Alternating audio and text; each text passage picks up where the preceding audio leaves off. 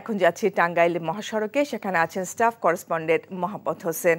মোহাম্মদ, সকালে যেমনটা বলছিলেন ঢাকা টাঙ্গাইল বঙ্গবন্ধু মহাসড়কে যান চলাচলের এখন কি অবস্থা দেখছেন আমাদের জানান।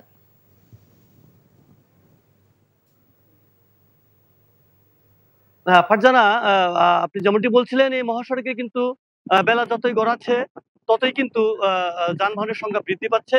আমি এই মুহূর্তে এই মহাসড়কের পলি নামক যে স্থান, সেখানেই এই ফুট ব্রিজে দাঁড়িয়ে কথা বলছি। তো আমি এখানে সকাল থেকে যেটা লক্ষ্য করেছি যে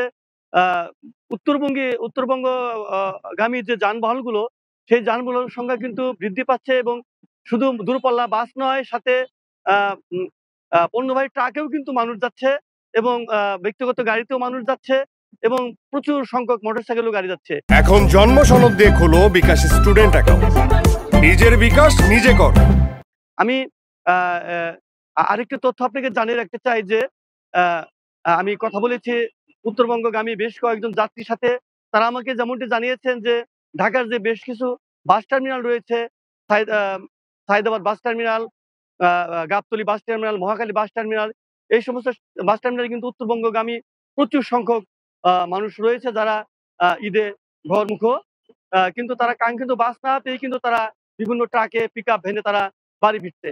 ভারতের আমি আরেকটি তথ্য জানিয়ে রাখতে চাই, ঢাকা টাঙ্গাইল বঙ্গবন্ধু এই মহাসড়কে যে 64 কিলোমিটার সড়ক রয়েছে, এই 64 কিলোমিটার সড়কের মধ্যে চন্দ্রা থেকে টাঙ্গাইলের রাবনা বাইপাস পর্যন্ত যে 45 কিলো সড়ক রয়েছে, এখানে কিন্তু তেমন যানজটের সৃষ্টি হচ্ছে না বা তেমন কোনো চাপ অনুভব করছে না যানবাহনগুলো।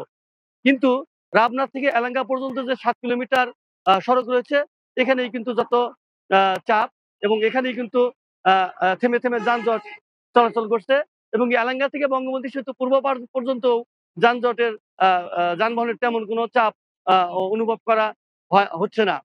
কারণ এই অংশটুকু উত্তরগামী যে লেন, ঢাকাগামী যে লেন রয়েছে, সে লেন হয়ে ভুয়াপুর লিং রোড হয়ে বাস গাড়িগুলো এলাঙ্গা আসছে।